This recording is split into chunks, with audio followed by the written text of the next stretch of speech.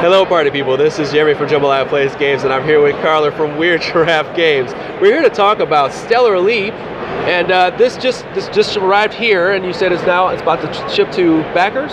Yes, so it just got in Tuesday, and then we drove here.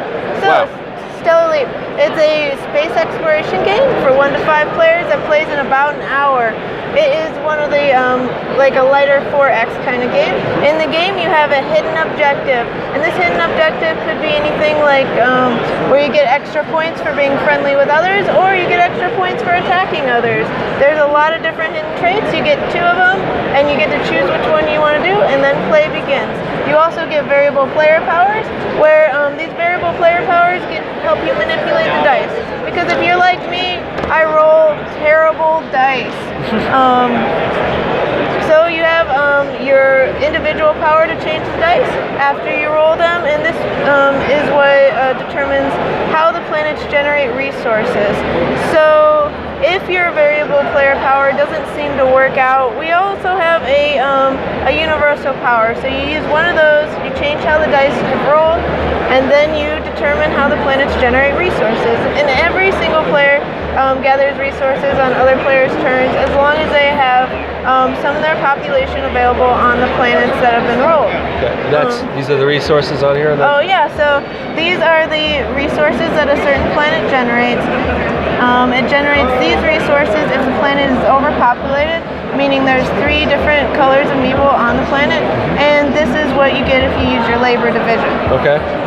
So, going on, once the planets generate resources, it goes into the action phase, and that is you can use the action tracker. Oh, okay, over here? We'll go over here. Yeah. So that's fine. So this is the action tracker, and if you are bad at remembering, like me, an action tracker is really great. Yeah. Because every time you use an action, you push down a cube, and once you see the 5 check marks, you're done. Yes. So, your 5 actions, you get to do 2 high command actions. Okay. This includes things like increasing your population so you can spread across the galaxy.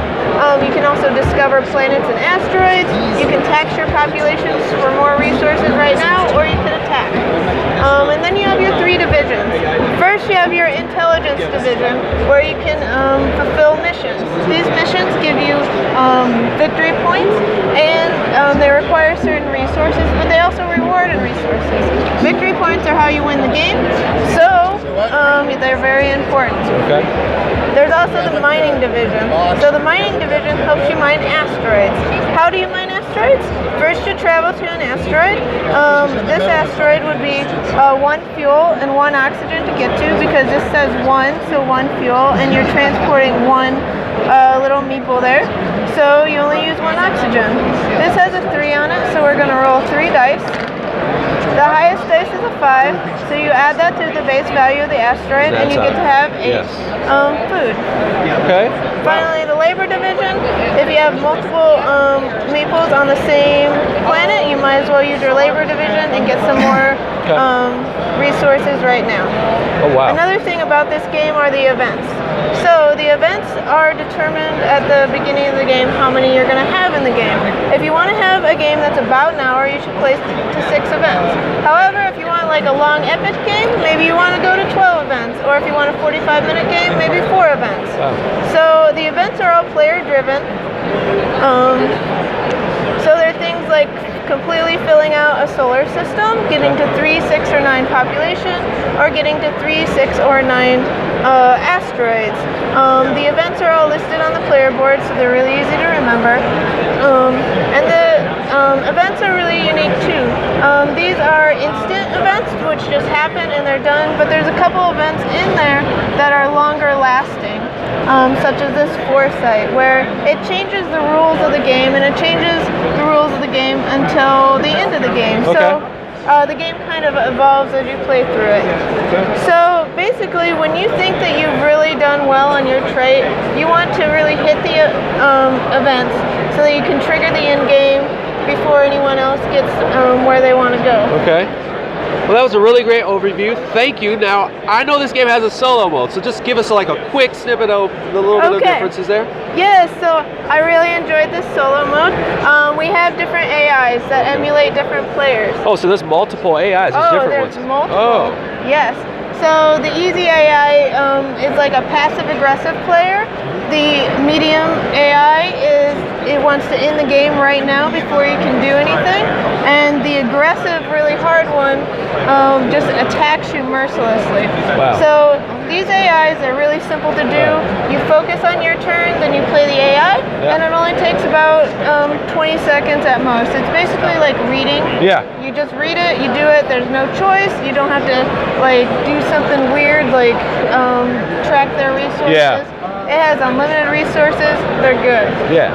And once you play an AI a couple times, maybe you'll figure it out. So you want to make it a little harder. So maybe you play against 2 AIs. Ooh. Yes. So you can mix and match which 2 you do, and then like you're like, hey, I've played this game like 20, 30 times. Okay, I want to make it even harder. I'll do all 3. All 3. You can pick on the weak guy though. Yeah. So, and it's even cooler in that, like, depending on turn order, like if the attacker goes first out of the AIs, it's harder than if the attacker goes last. Okay. So there's levels of difficulty there. Okay. You can also add these AIs in if you're playing 2 players and you want to emulate And add like a more. 4-player game. Yeah. Okay. Because one really cool thing about Stellar Leap is it plays really differently at different player types. Okay. And you can kind of emulate that by using the AIs. Oh man, this is wonderful. Thank you for giving an overview of that. That's Carla once again from Weird Giraffe Games, and this is Stellar Leap. Can you just tell us when everybody will be able to get their hands on it? Well, they can order it right now. Yeah. Well, And where can they find it? It's at stellar-leap.com, or they can check out weirdgiraffegames.com. All right, thank you for that. And this is Jeremy from Jumble Apple Games signing off from Origins. And stay tuned for more coverage of Weird Giraffe Games.